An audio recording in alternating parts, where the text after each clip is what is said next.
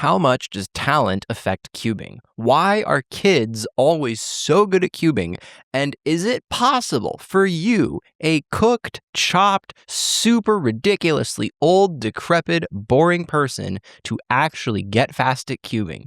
That is what we're going to talk about in this video. To adequately answer the question, how much does talent affect cubing? First, we have to ask the question, what is talent? Like, just generally, what does the word mean? Here's how I would define it. Talent is the multiplier on effort you put into something. Here's an analogy with some AI slop images to go with it. Imagine a kid who is in a wheelchair and insanely non-athletic. Maybe he's like Stephen Hawking level smart, but he just has no potential at basketball. This kid could train his heart out. He could be shooting free throws and drilling basketball all day and all night. But he has as low of talent as he can go. He has a 1 out of 10 talent in basketball.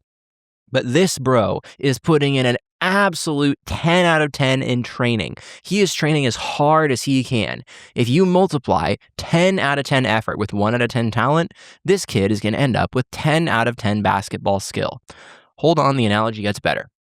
This guy is an average kid. He has a 4 out of 10 in talent. He's not particularly athletic, but he's also not that bad, and he trains reasonably hard. He puts like 6 out of 10 in effort into getting good at basketball.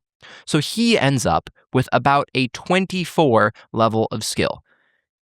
Even though he's putting less effort in than the wheelchair kid, he has more talent, so the effort gets multiplied farther. Let's keep thinking about this analogy even more differently.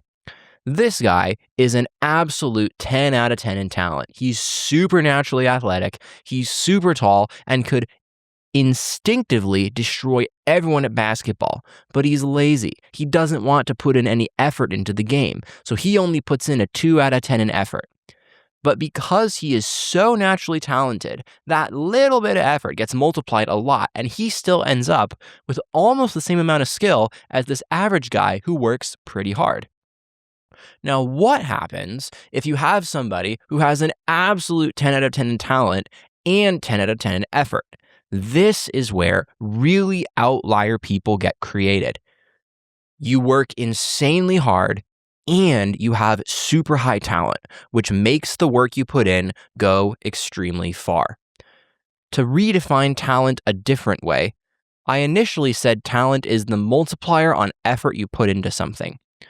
But you could also say it that if 3 people put in the same amount of work, talent is what separates their results. If the super talented guy, the mediocre kid, and the wheelchair kid all trained basketball for 20 hours, it's pretty obvious who would be the best, less good, and the worst out of those 3 people. Why? Because one of them was more talented than the other 2. That's how I would operationally define talent.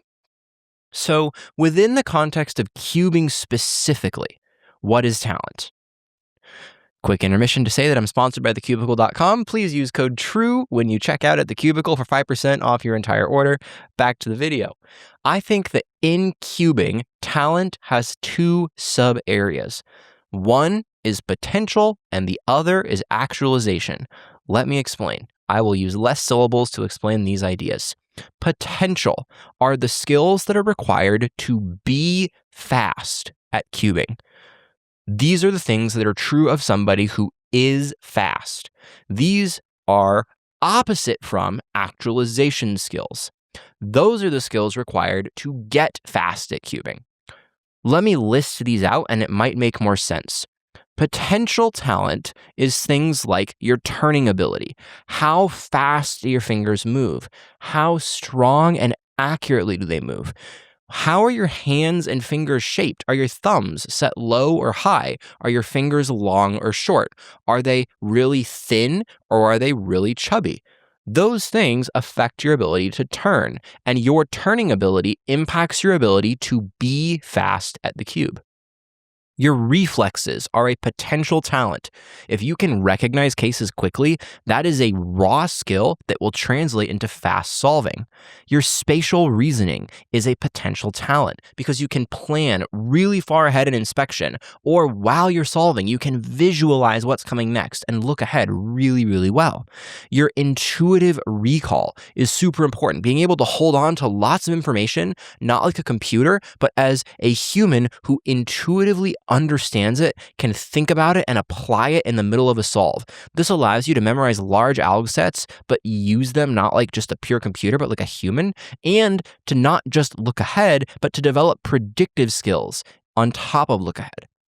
Another potential skill is nerve control. If you are somebody like Theodore, who has the world record right now, he often just doesn't have nerves at all because he's going into a competition just for the fun of it. Xuanyi, our other 3x3 average world record holder, same thing. If you have good nerve control, that is a potential talent. It is something that allows you to be fast at cubing.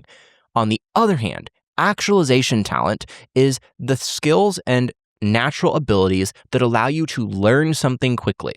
Some people are really good at understanding a new concept and figuring out how it should make sense to their brain. Whereas other people, unless presented with information in a very structured, digestible way, are just helpless. If you're really good at understanding stuff and figuring out how to make it make sense for you, you will figure out a lot more information that will help you get fast at cubing. If you're really good at analyzing yourself, identifying weaknesses, and improving on them, you're going to make very fast improvements at cubing. You don't have to be a fast turner to be able to improve on your weaknesses. You might have less potential talent, but your ability to actualize on what potential you have is higher.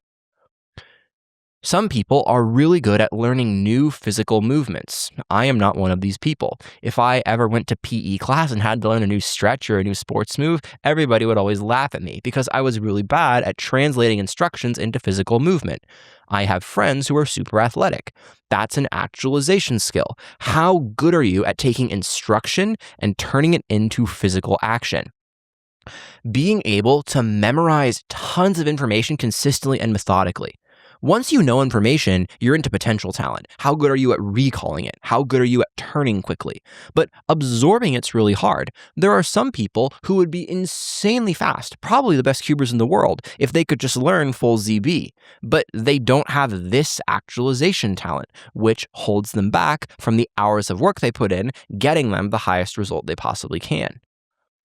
Another big one in the actualization bucket is spending hours of quality practice on a very repetitive task. Once you learn a lot of cubing, what it really comes down to is doing a solve, then doing another solve and another one over and over and over again. And that is very structured and very repetitive. In order to go from learning a concept to having the skill of cubing quickly, you have to love repetitive, focused work. This, in my opinion, is why there are so many cubers, including myself, who are on the autism spectrum, because this trait is very common among neurodivergent minds.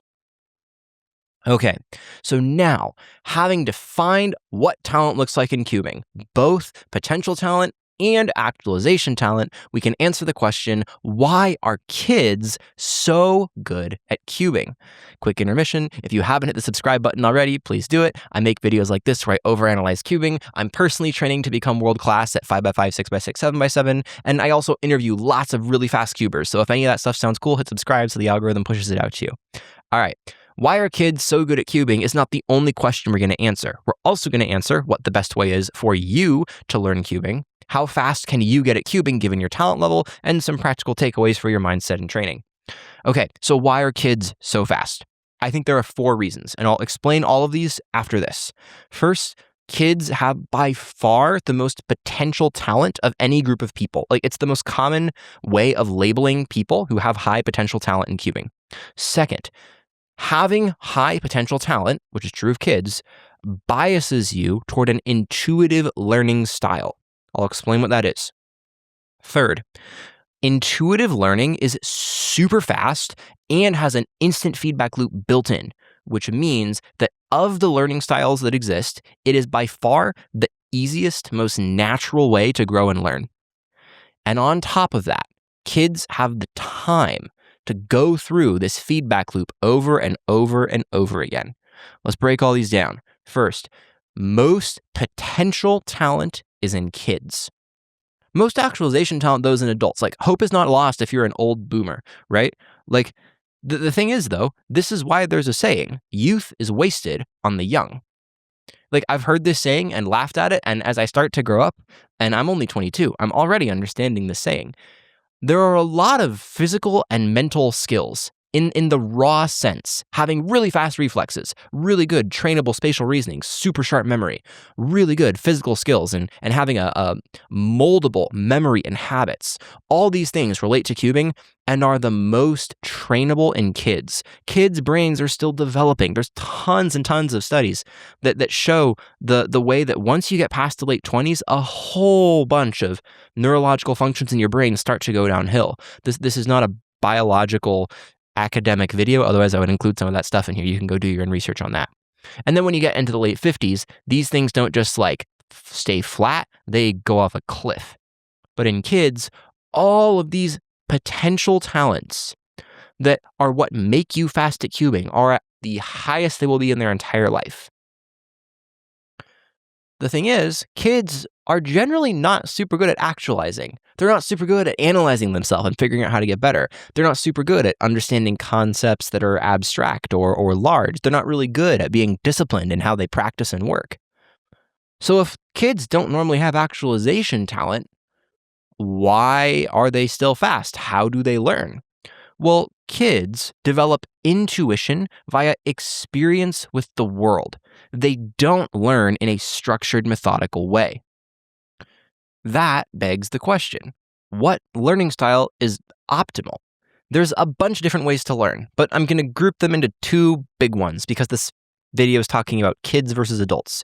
Kids learn intuitively. They go out, they touch the world, and they see what happens. They see a rock, they put it in their mouth, they see if they can eat it. An adult looks at a rock, sees a sign that says, don't eat the rocks, and we don't eat the rocks. Like, there's obviously helpful things about learning more analytically. Like, I love reading about things. I love reading the entire instruction manual before playing a game and not just jumping in and finding out all the rules that I would be breaking or not doing correctly. So which is better? Well, I think there's a very clear answer to whether intuitive or analytical learning is better. This is a spaghetti tower. This is a team building exercise that if you've ever been in a classroom or a work setting, you might have done this, where you get handed marshmallows or tape or string and are told build the tallest tower that you can using spaghetti noodles and marshmallows and tape. I've done this. It's kind of fun. But the reason I'm talking about this is there's a very famous study done where they got thousands of people to build these spaghetti towers. And they split them up into teams of every different shape and size. And there was one particular type of team that consistently built the tallest spaghetti towers, like 4 inches taller than any other consistent group. Towers that were over 2 feet tall, with a few spaghetti noodles, some tape, and a marshmallow or two. What kind of team do you think this was? It was kindergarteners. Kindergarteners consistently outperformed literal professional engineers and architects, business CEOs, artists, teachers, janitors, like old, young. It did not matter how skilled people were, how old they were. Very consistently, the tallest towers within a certain time frame were built by kindergarteners. Why? Well, first off, the adults spent too much time planning. They all looked at the ingredients on the table and they went, okay, who are we going to elect as our leader? Who's going to be the one to make a plan and tell us all how to execute it? And then they all debated, how should we build this tower? Should we build this way or that way? Should we use the tape at this joint or that joint? And they spent forever just like debating how the spaghetti tower should work. The kindergartners didn't do any of that. They didn't think about power structures or politics or who's going to be the leader or even make a plan. They just like grabbed the noodles and started building. And their towers fell over a lot. But all that mattered was what was the tallest tower that you could have built by the end of the certain time limit. The kids' learning approach, jump in, try it, and see what happens, yielded data more quickly than the adults. The adults could talk about the best method all they wanted, but the kids tried it, figured out what didn't work, took the tower down, and rebuilt it better. The intuitive approach is faster than an analytical one. In a time-controlled trial, the intuitive approach yielded better results. Additionally, the intuitive approach to learning is self-reinforcing. When you try something intuitively, what happens? You get feedback on it. Kid puts a rock in their mouth and they realize, I shouldn't be eating this rock, and they spit it out. If an adult looks at a rock, sees a sign that says, don't eat this rock, and we don't eat it, we still don't know if the rock would have been yummy. Like, we can trust the sign, but the only way to know for sure, is to taste the rock. That sounds ridiculous to an adult because obviously we trust things like signs or books to tell us how things work. But kids have a super fast self-reinforcing learning cycle. The downside to intuitive learning is that it is not structured or repeatable. If a kid learns something, like say a language, just by intuition, you can't really repeat that to them as a teenager or with adults. This is why kids constantly are like being thrown into bilingual or trilingual environments. Like, if a parent really wants their kid to like have an unfair advantage in life, as it were, they will try really hard to put their kid in an environment where they'll learn multiple languages. Why? Because the intuitive learning style is better than the analytical one, assuming you can do it. But most people can't. Most people are like me. We're adults. We don't have the mind that is as neuroplastic and as moldable as a kid's mind. Now, the pro of the analytical style is that it's structured and repeatable. I can learn a skill, understand how I learned that skill, and then teach my method to somebody else and have them do it.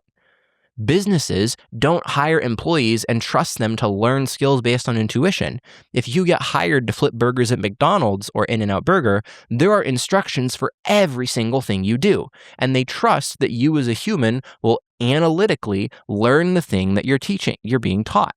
You will apply hard, conscious effort to ingest new information, follow the structure, and come out with the skill. Is it slower than intuitive learning? Definitely.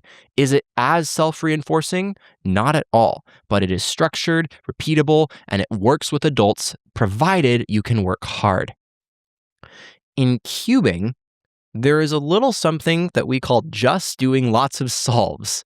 That perfectly maps to the intuitive learning style. Pick up the cube, solve it, see what happens, boom, you have a time. Now, you just did a learning cycle and you got feedback. How do kids learn best? Doing this. What is the easiest loop that you can follow in cubing? The just solve loop. So if you have lots of potential talent in cubing and the neuroplastic mind of a kid, just doing lots of solves gets you almost all the way to being a world-class cuber. All that's left is a little bit of being steered with actualization talent, and you can outsource that to a coach a lot of the time. This cycle of do a solve, get feedback, feel good, do more solves, you stop getting good times. Now you got to figure out a mistake so that you can work on the mistake and get more times to keep feeling good. This intuitive learning cycle is way better suited to kids than adults.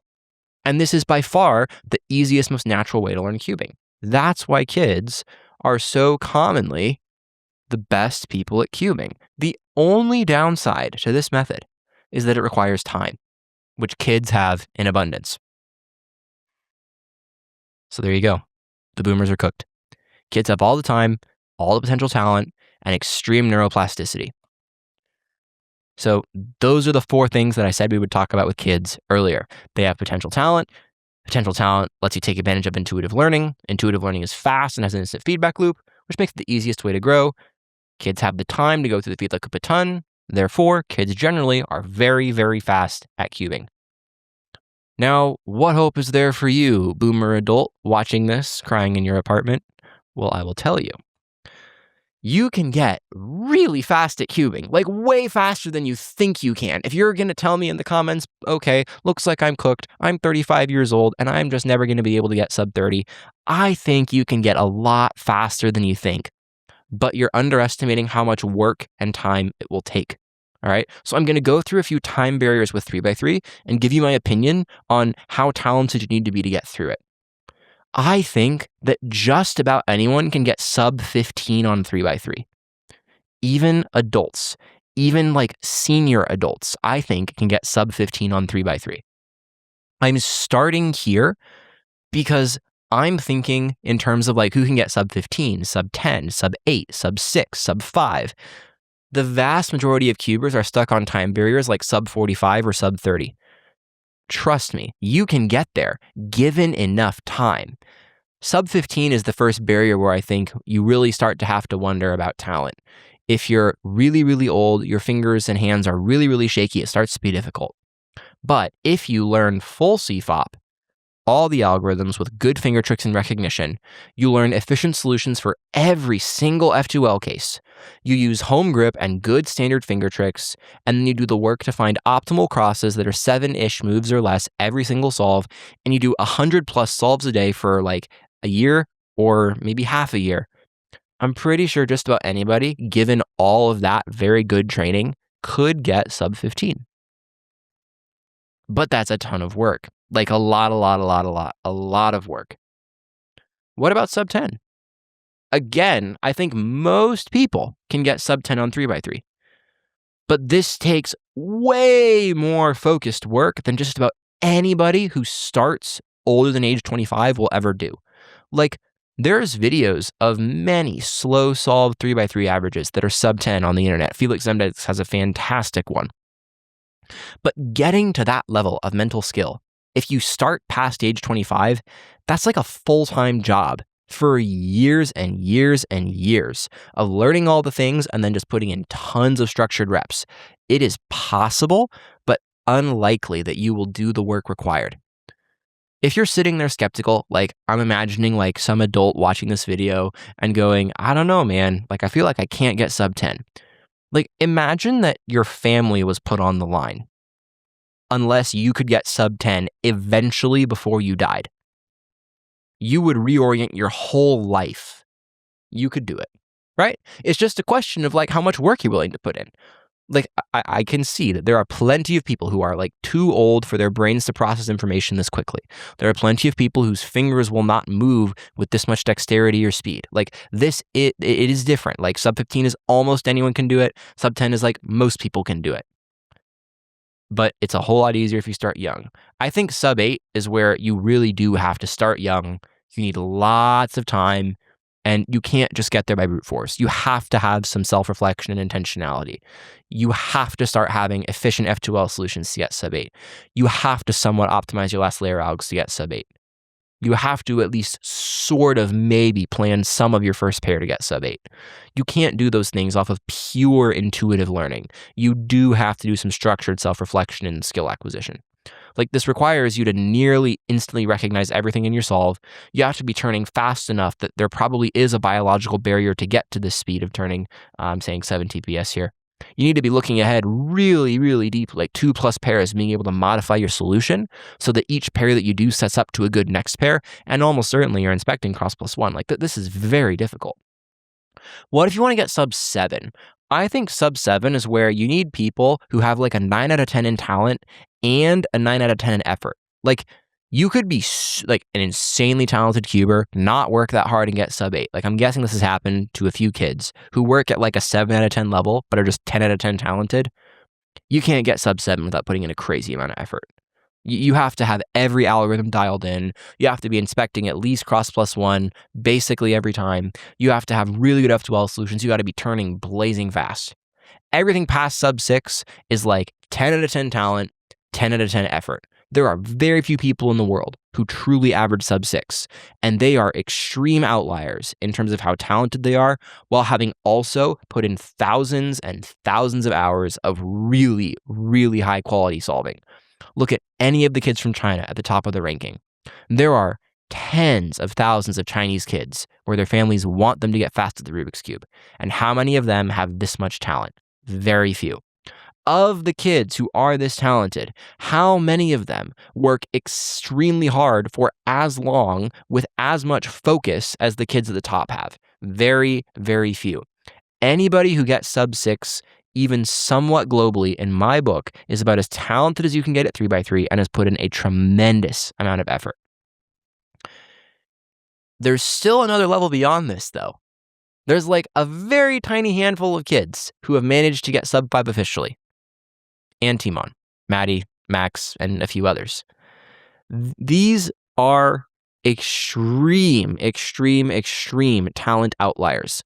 The nature of statistics and bell curves is that most people are average, some people are above average, but you have a very tiny number of people who aren't just very above average, they're so ridiculously, ludicrously far above average that everybody below them just looks obsolete. This is happening right now in cubing with Yiheng Wang and Xuanyi Gang. These two kids are so much better than everyone else at 3x3 that they can show up to a competition on an average day for both of them. Another competitor literally gets the third rank in the world average, and he still doesn't beat a mediocre performance by the first two. This just happened this last weekend, where Xiaokan Li put down an incredible 4.3 average to lock in third in the world. Xuanyi and Yiheng both outplaced him, putting down average to above average times for both of them. Those two kids are so far ahead of everybody else who's even in the top 20 that it's just insane. Those kids have been training with unreal effort for forever. If you've seen clips of Yiheng doing long sessions, you know how much work he puts in, or is like encouraged to put in by those around him. If you've seen clips of Xuanyi where both of his parents are sitting on either side of him, scrambling cubes into ZBLLs and handing them to him back and forth so that he's just like a machine solving algorithm after algorithm after algorithm, you can imagine how much work that kid has put into solving. And on top of that effort, they are the most absolute outliers of talent that exist. Now, this is not true of every event. There are different events in cubing, and short events have like no actualization skills involved. Like if you're going to do square one, or you're going to do 2x2 or pyraminx, you have to have the actualization skill of like focused work. But that's it. That's almost it. There's a little bit of finger tricks, but for the most part, it's do a bazillion solves, memorize a bazillion algs. With 2x2 and Pira, there's a little more room for creativity, but like with short events like Scube, Square One, 2x2 Pira, there's way less actualization skill, and it's way more heavy on how fast can you turn, how good is your nerve control. On the other hand, multi-blind, any of the blind events, fewest moves, those are way less dependent on your like raw potential and way more dependent on your ability to learn a new skill and mentally actualize on the potential within you. So these events are much more possible to be won by adults. And if you look at the rankings, adults are on top of almost all of them. And short events, kids are on top of almost all of them. Big cubes are a mix. The reason kids aren't on top of these rankings is two things. First, a lot of the youngest kids have smaller hands, which means that physically it's difficult. And second, even if kids are willing to use their tiny little hands to turn the big cubes, which is becoming less of an issue with how small physically big cubes are getting, kids don't often have the attention span for big cubes because the feedback cycle of a short event fits their intuitive learning style so well. When you have a 3x3 and a 6x6 next to each other, which one are you going to be drawn to early? The one that takes you a minute to solve, or the one that takes you 9 minutes and has 3 opportunities to get parity? Well, you're going to be drawn to the 3x3. So kids are just following what they're naturally good at. Kids could be exceptionally good at big cubes. We just haven't seen a lot of them have the discipline to do it, which is fine by me because it means my events are less likely to be taken over by the red wave of Chinese absolutely insano skilled people. Okay, so what are the practical takeaways from all this? Like, don't just walk away from this video going, I'm cooked, I'm never going to be good. Like, I want this to be encouraging and for you to know how to think about training cubing moving forward. First, by far the most important, if you take anything out of this video, take this away. No matter how much talent you have, if you put in no work, you still get no results. Any amount of talent times 0 effort equals 0 results. Okay? The only thing you can control is your effort. You cannot control your talent. You can observe it. You can figure out where you have higher talent and apply effort there. But you cannot control it. So don't get mad at it. Focus on your effort. What kills me is when people who are not super talented at something, like let's say you have bad genetics in the gym and you don't get in shape very easily. Like this is me. I was literally born with 3 lungs. I had one surgically removed when I was a little kid. I have had like 70%, 65% of a normal person's breath capacity for my whole life.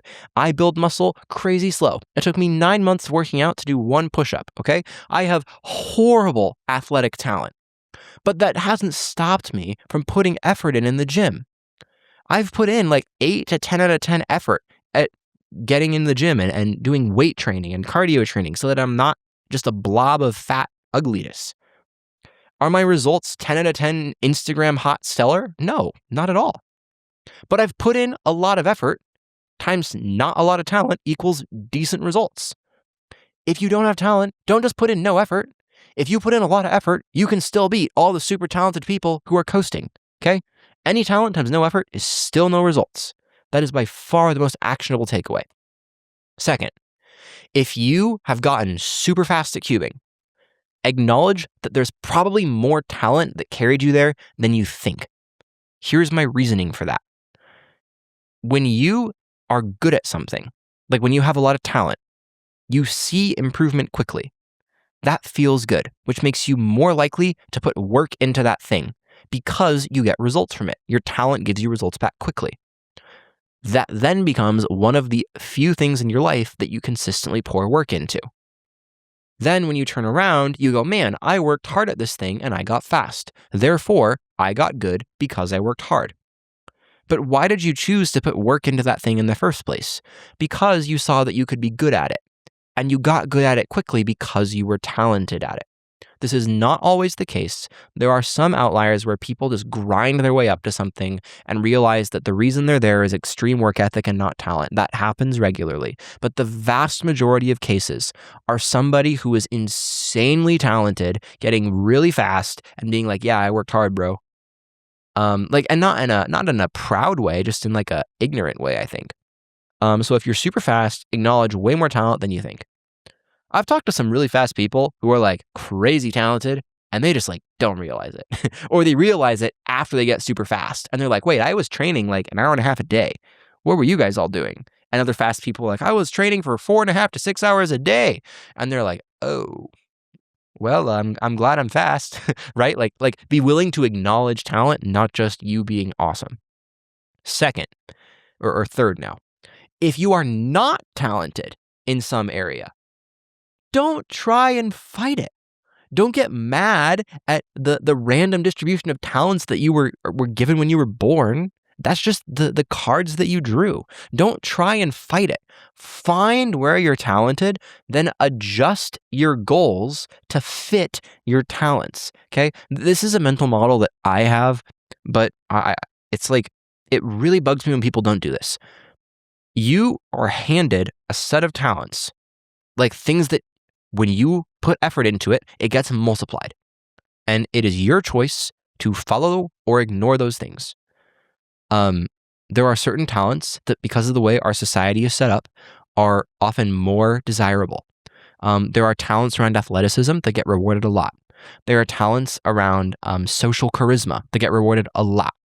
And there are talents around like structured mathematical analytical thinking that can often get minimized until you find the right context. There's a ton of examples of this. You probably find you probably have areas of yourself or your life where you're like, I'm really good at this thing, but I wish I was good at that other thing. That's like not helpful thinking. What is helpful is figuring out, what am I good at? I have a finite amount of effort I can apply in my life.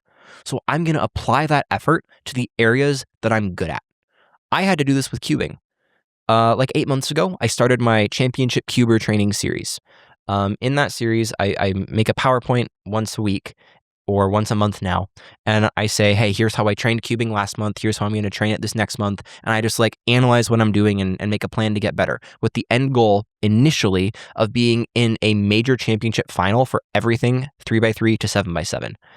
I learned very fast that I am not good enough in terms of potential talent at 3x3 and also 4x4 to even think about getting to a major final in 3x3. The competition is just way too good. I think, to clarify, it is physically possible for me to get that good at 3x3, but there's no way that that's a good use of my time and effort. Like, I have a limited amount of effort I can apply in my life, and there are infinite things that I could apply it to.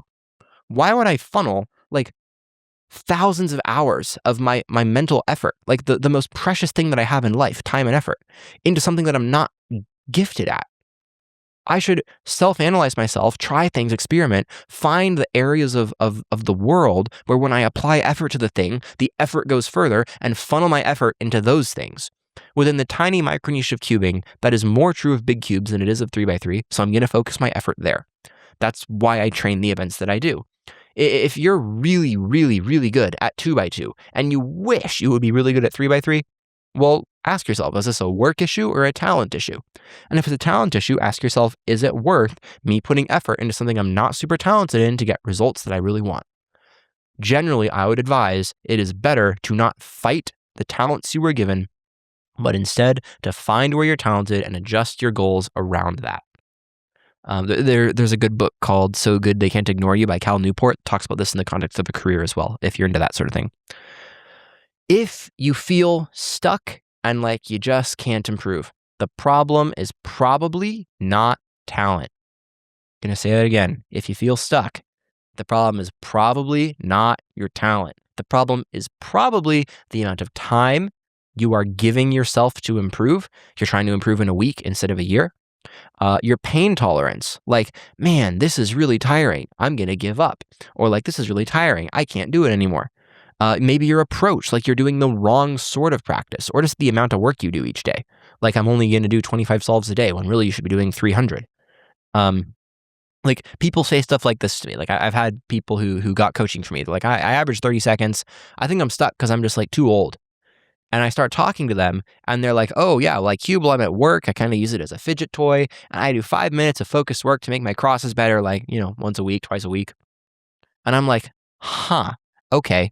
So that's a work ethic issue, or like a time you're giving to cubing issue. If you don't want to give time, that's fine. But don't say you're stuck because you're old. Recognize that you're stuck because of work, not a talent thing. Or I've had people be like, okay, so you made that video about how to make your cross better. Really good video. You should go watch it. And I'm not improving. I'm training cross. And I'm like, how much are you training? Tell me about it. And they're like, oh, well, I started a week ago and I've done 10 minutes each day. And they're like all excited about it. And it's like, that's super great that you're trying. But that's just like not nearly enough. You have to give it way more time and probably do more work each day. Like, do 30 minutes a day for 6 months. and then you'll be really good at cross. It probably won't take you nearly that long, but like, adjust your time horizon, adjust how much work you're going to put in each day, right? The problem is probably not your talent. It's the work you're putting in and the way you're doing it and how much you're doing it and how long you're giving it to improve. And then this is the last thing. I'll close on this. If you are someone who knows you're really talented and knows you can improve fast, use that and work insanely hard. Don't just rest on your laurels. If there's this video game I like to play called Brawl Stars, and there are times in the game where there's a little 10-minute window where every time you win, you get double the trophies for your rating points. And during that 10 minutes, I don't play one game and go, I can turn the game off now because I got double a reward for the same amount of work. I play as focused as I can for that little extra trophy bonus time because I want to get all the reward out of it that I can. If you have an area of life or a cubing event or a cubing skill that you're really, really good at, don't go, yeah, bro, I'm like super good at this, so I'm just going to do it a little bit and then ignore it. Like, bro, take advantage of it. Everybody else wishes they had your talent. So apply as much effort to this super multiplicative area that you possibly can. I got really passionate about that, but there you go. Hope that was cool. Apparently I don't have an ending slide. So, if you enjoyed this, double check if you're subscribed to the channel. A lot of people watch my stuff and don't realize they're subscribed. If you liked this video, I think you should go watch my podcast I did with Jacob Levi next. We talk about solving Scube well and coaching people and improvement. And I talked to him about how to train for the North American Championship well, which was kind of weird because he's way better than I am. Or you could go watch some of my videos in the Championship Cuber Training series where I talk about my own road to improvement and I just kind of yap about random stuff. I hope this was useful. Let me know in the comments what you thought.